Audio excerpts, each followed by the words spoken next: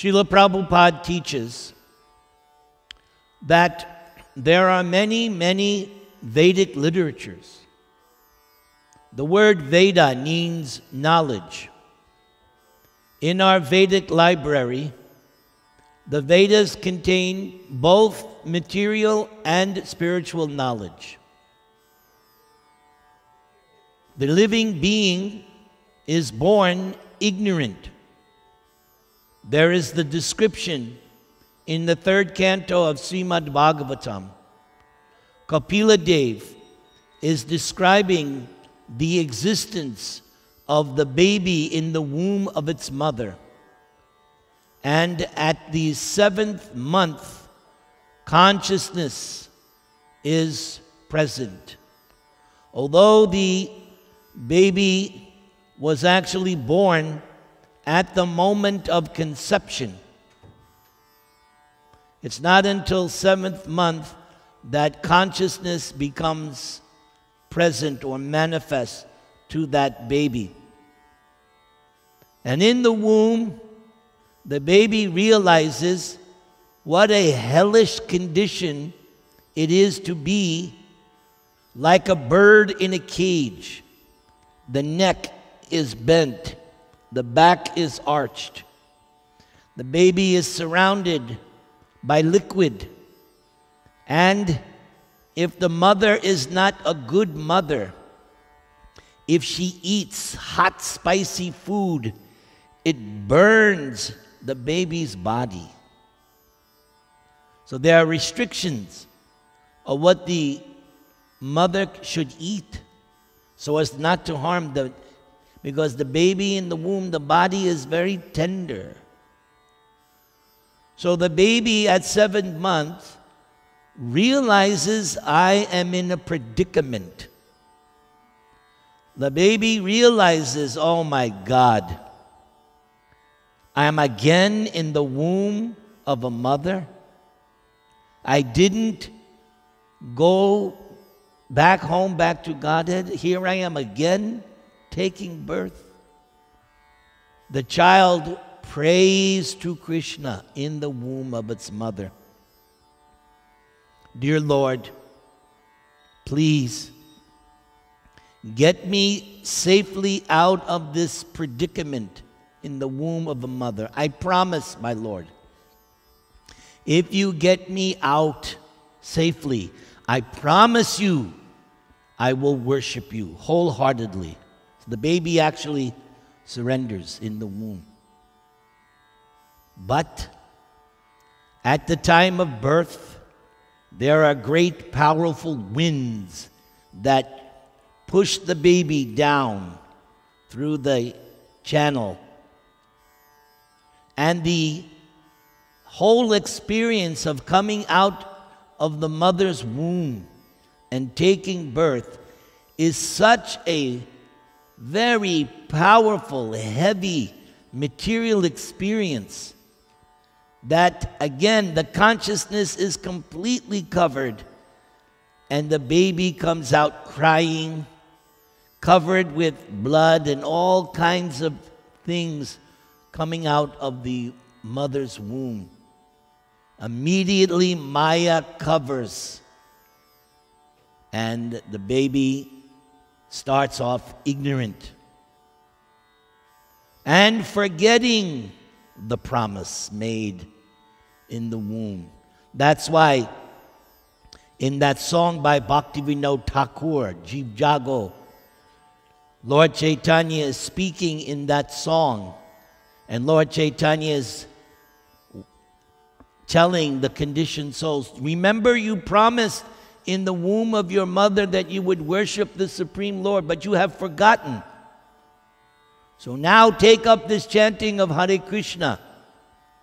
That is one of the verses in that song. So the living being, the conditioned soul, is born ignorant. Therefore, the primary duty of the human being, knowledge. And it is the duty of the parents And the parents' duty is to give material knowledge, but more important, transcendental knowledge.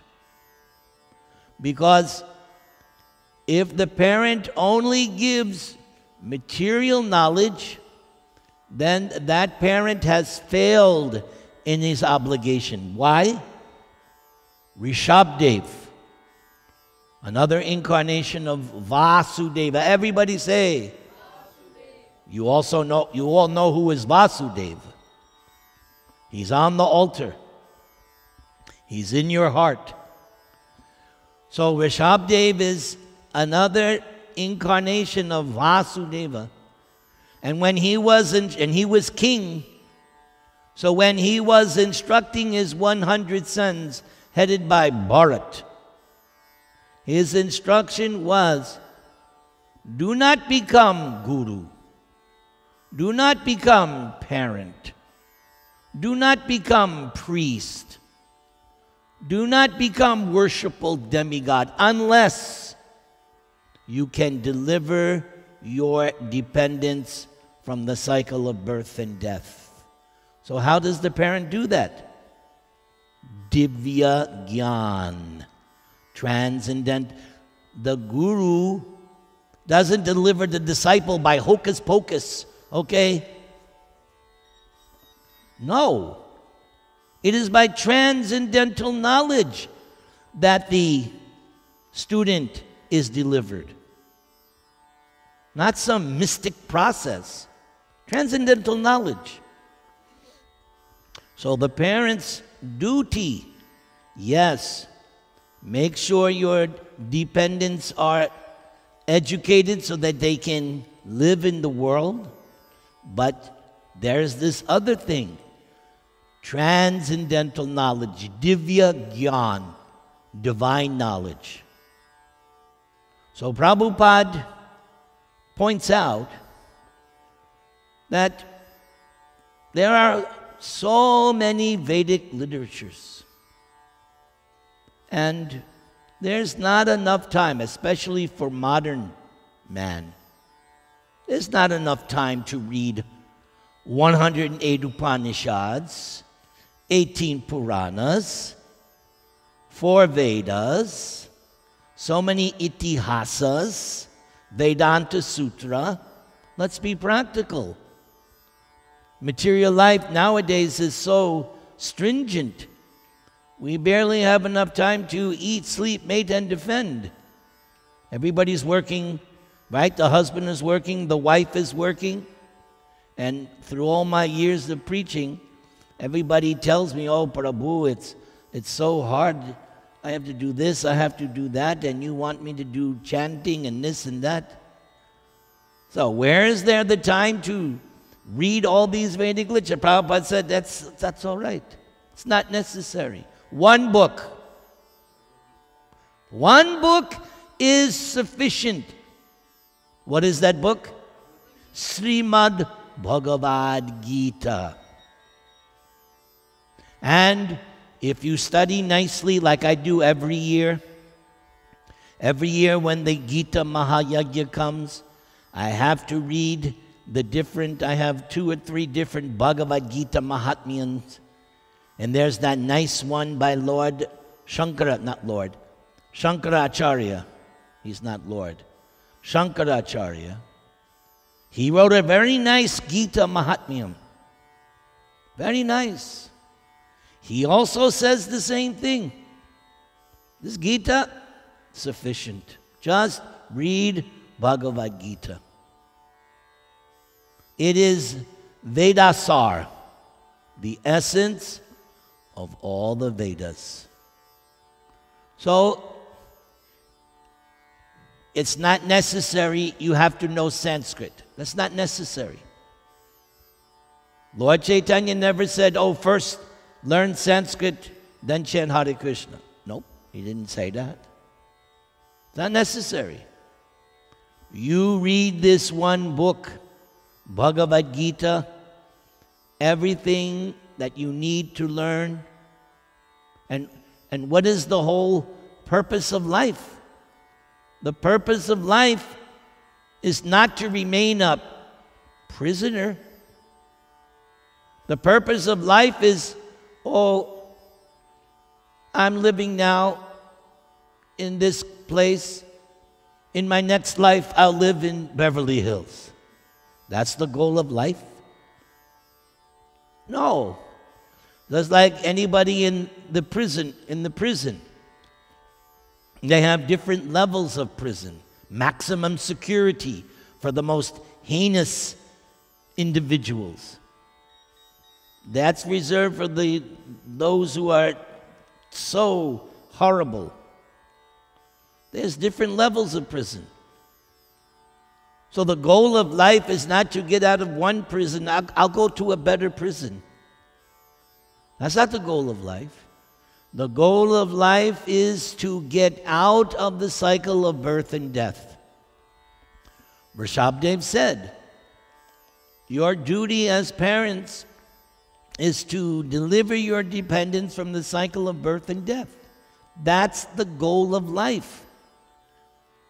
So yes, get a good education materially. Nothing wrong with that. Get a good job. Nothing wrong with that. You can live comfortably. It's fine. Don't live extravagantly, but you can be comfortable. But atato brahma jigyasa. Your main priority has to be inquiry into the nature of the absolute truth. And that inquiry can begin with a thorough study of Bhagavad-gita as it is. That's important. Bhagavad-gita as it is. The meaning of as it is means that the translator is not presenting his or her own viewpoint. Just like the reporter. The reporter, like today, the TV, every 5 minutes, what were they showing? Well, it's raining. And they had people out there all over showing how with rivers of mud and water is destroying homes. Here, not somewhere else, here. Santa Clarita, they were showing this river of mud, looked like the Ganga. River of mud. So the reporter is there with the parka on and well, Bob, it looks like it's flooding today. Duh! But the reporter's business is not to speculate or comment. No, just tell us what we're seeing here. So the translator of Bhagavad-gita has to be like the postman. You don't want the postman to open up your letter. Oh, Kakani, I see you're getting nice check from government. Oh, very good. No, you want your postman, just put the mail in the box. Thank you very much. I don't need you to open it for me. So the translator of Bhagavad-gita has to be like that. That's why Prabhupada entitled his Bhagavad-gita as it is. Because Prabhupada knows the conclusion of Bhagavad-gita. People over the years have asked me, Prabhu, I'm reading Bhagavad-gita. I don't understand it. So I tell them, oh, that's easy. Go to the conclusion. 1866. Work backwards. Here's where you're supposed to get to. Sarvadaman parityaja mamekam sharanam vraja ahang twang sarva papebhyo mokshashyami ma shuchaha. Don't worry. Don't fear. Don't hesitate. Ma shuchaha. What should you do? Give up all other kinds of religion.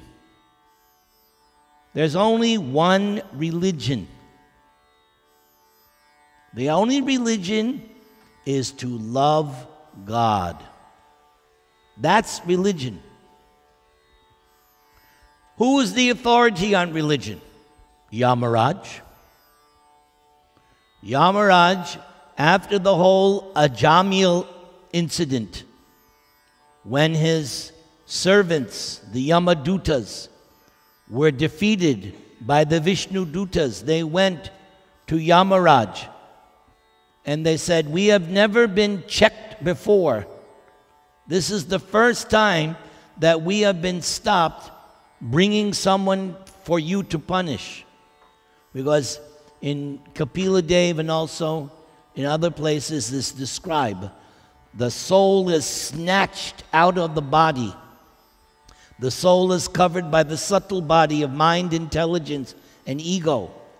And the Yamadutas, they snatch the sinful soul and put him in, I think it's a bag, and they drag him for long period of time. And there's dogs barking and biting. And it's a bumpy road, and the conditioned soul is placed before Yamaraj. And Yamaraj does the calculation, because Yamaraj has a mind like the super soul. He's given expanded powers. So the Yamaraj can see everything. Like when the police stop someone, they have that computer in the car, and they see, oh, he did this, it's called rap sheet. So Yamaraj has the rap sheet on everyone. So when Yamaraj was explaining to his servants, no, because the Yamaduta said, "We thought you were God. We thought you were the supreme controller."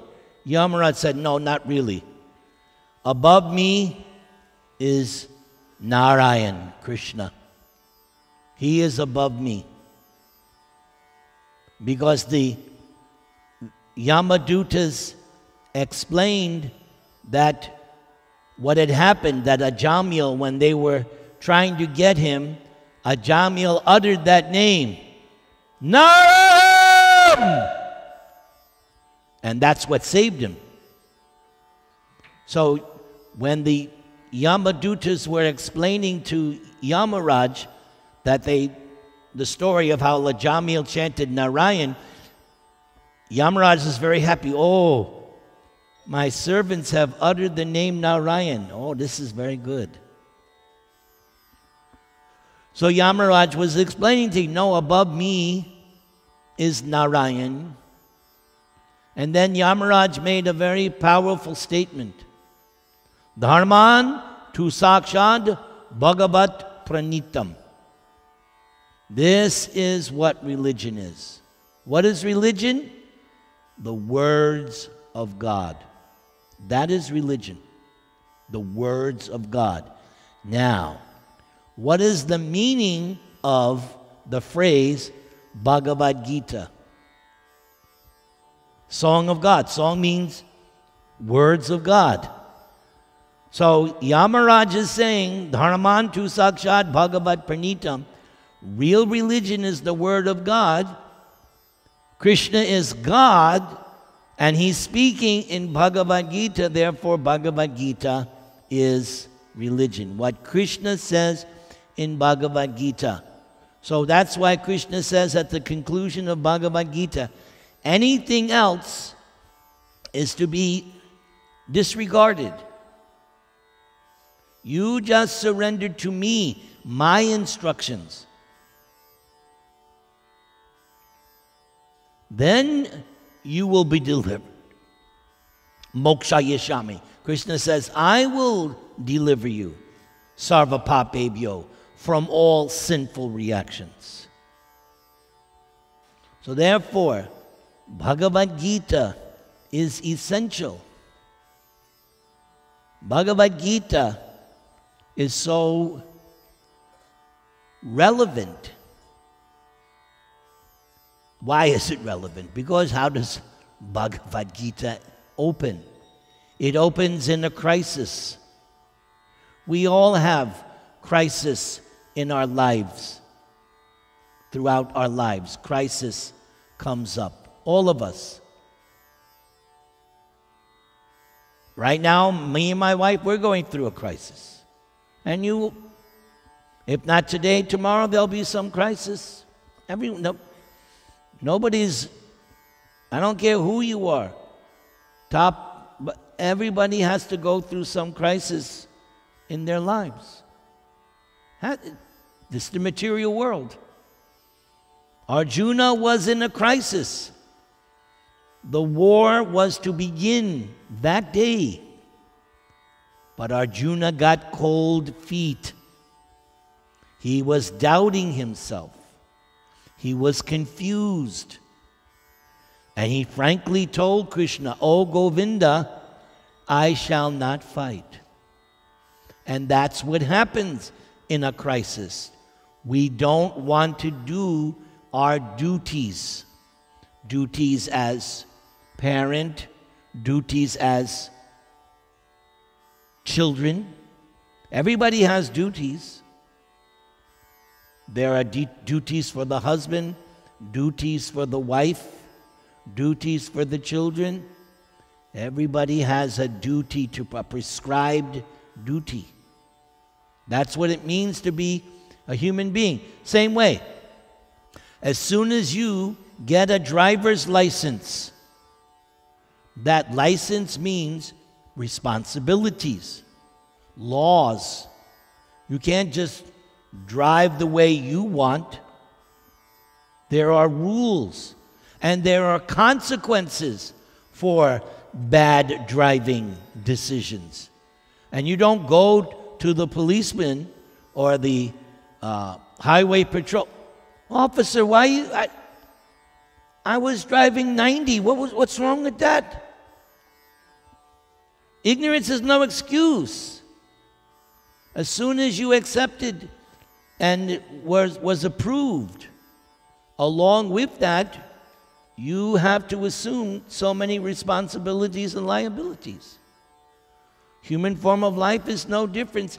Everybody has duties, responsibilities. And it's not that, this is my duty. I make my own. No.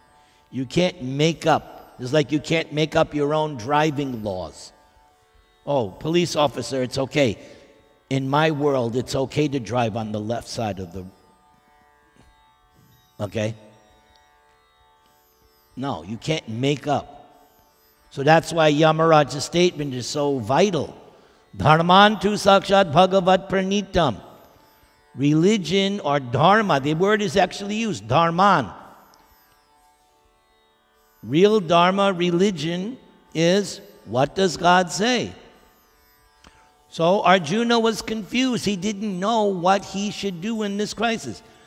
But the turning point of Bhagavad-gita, what makes Arjuna so exemplary, is that at least he had the intelligence to say, Radharaman Bhagavan ki jai, to say to Krishna, Shishyas teham shadimang twang prapanam.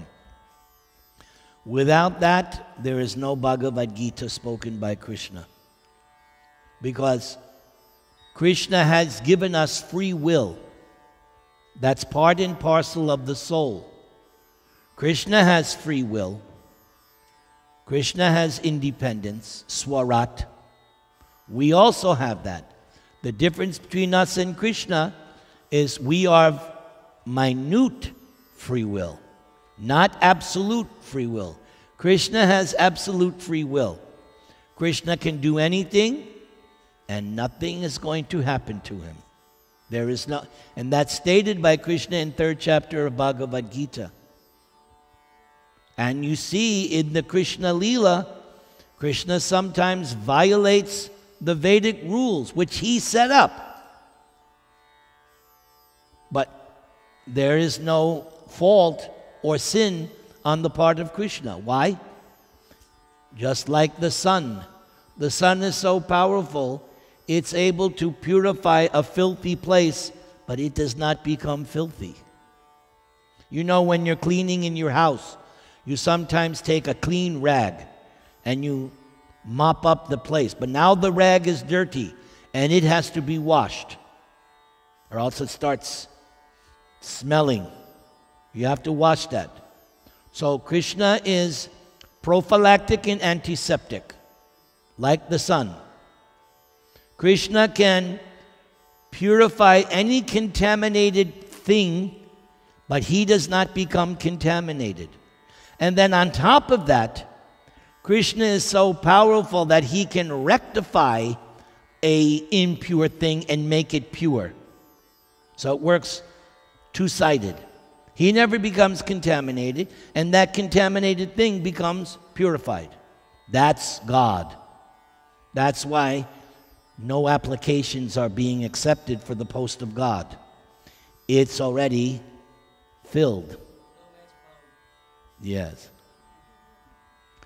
So, Arjuna had enough sense to say to Krishna, yes, we have been lifelong friends. But now, at this moment of crisis, I don't want you to be my friend. I want you to be my guru. That is also significant. Again, Krishna had promised he was not going to fight. He agreed I would be Arjuna's chariot driver, because that's what Arjuna asked him. When Duryodhana and Arjuna came to see Krishna, Duryodhana got Krishna's army thinking, it's in the bag. I got it now. Because Krishna had this 1,000,000-man army. So Duryodhana was thinking materially, I've got Krishna's army, and Arjuna's got Krishna. Duryodhana was thinking, what an idiot that Arjuna is. What a fool. But Arjuna knew what he was doing. Duryodhana was convinced. Even on the battlefield, Duryodhana's army was far greater than the Pandavas' army in numbers, far greater. But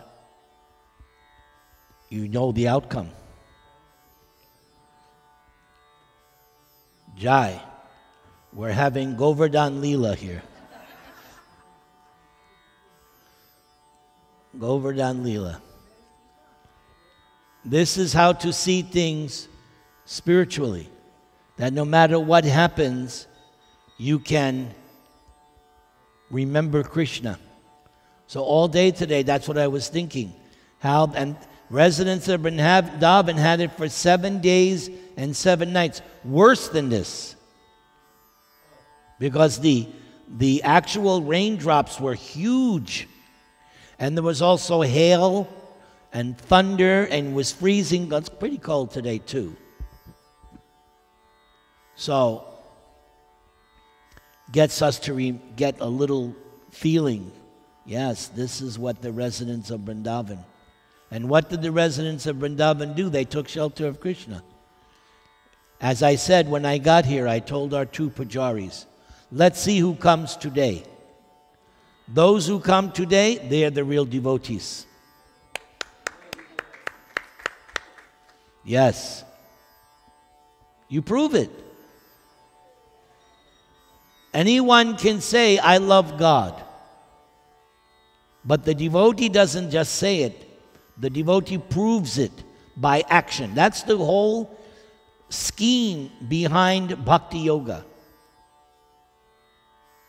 Rishikesha Sevanam. With your senses you serve Krishna. That's bhakti. It's not sentiment.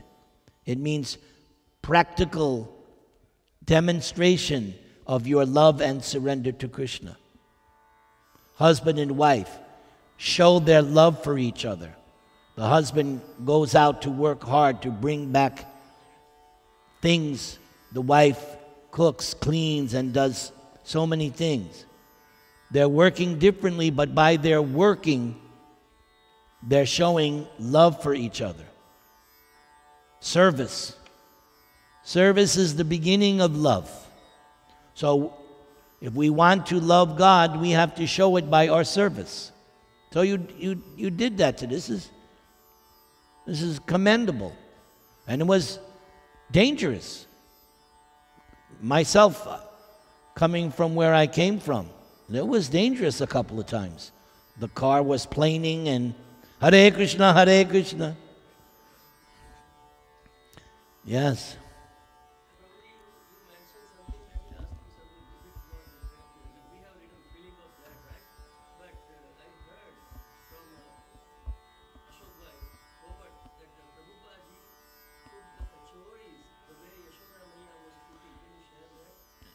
Better to ask him. I know. Yes, but I.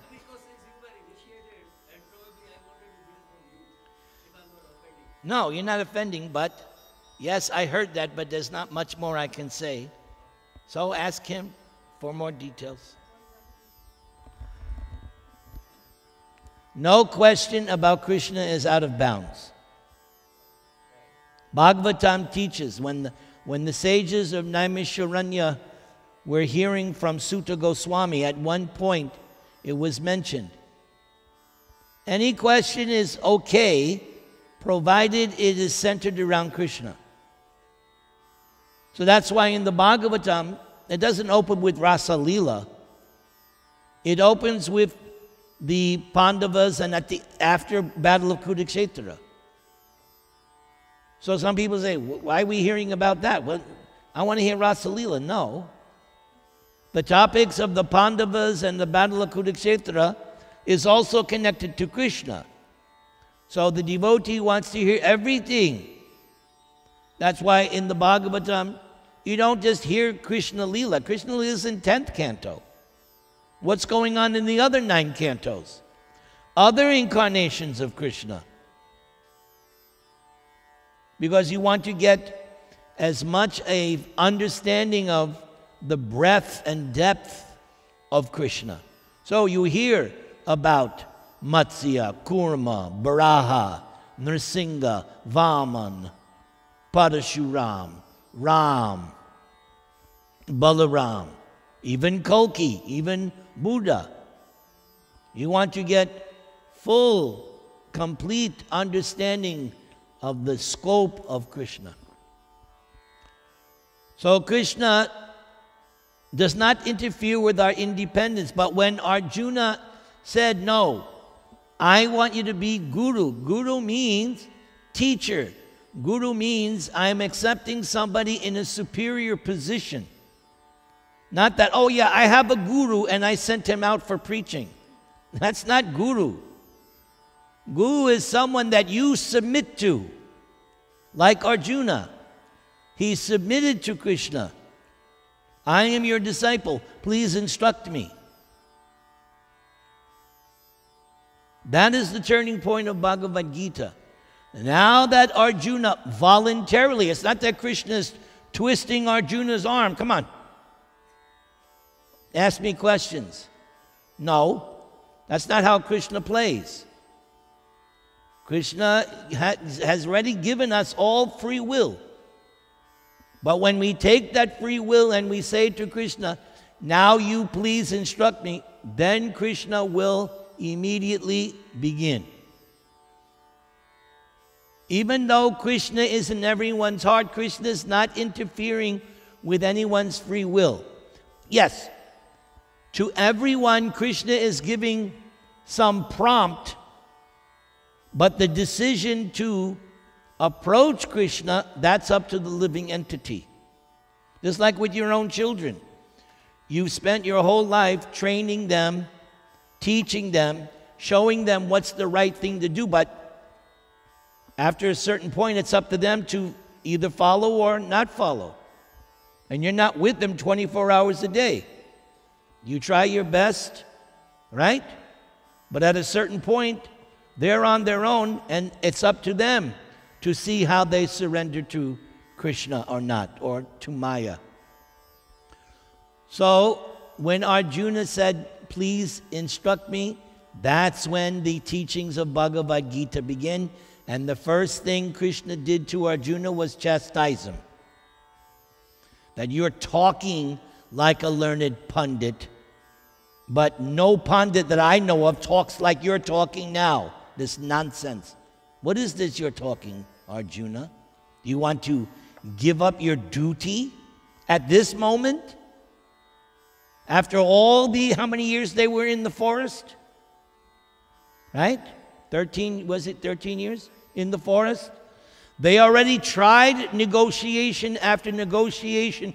Krishna himself personally went to Hastinapur with a peace proposal. But it wasn't a peace proposal that Duryodhana wanted.